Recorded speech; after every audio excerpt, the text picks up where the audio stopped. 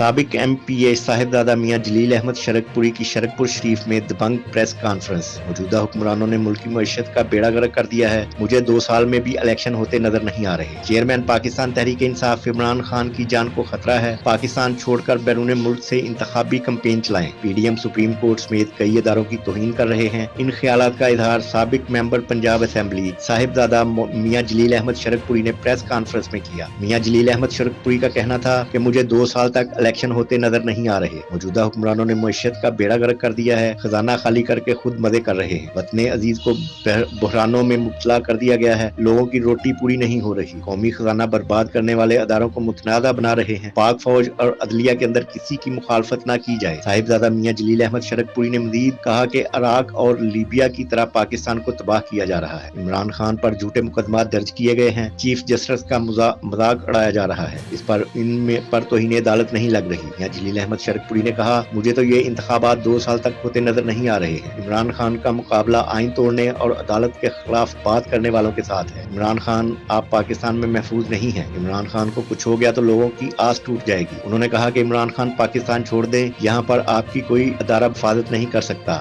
مذہبی جماعتوں سمیت ہر کوئی آپ پر اعتماد کر رہا ہے۔ عمران خان، آپ پاکستان سے باہر چلے جائیں۔ پی ڈی ایم والے قومی اسمبلی کو توڑ دیں اور جنرل انتخابات فوری کروا دیں۔ اللہ کرے پاکستان قائم و دائم رہے۔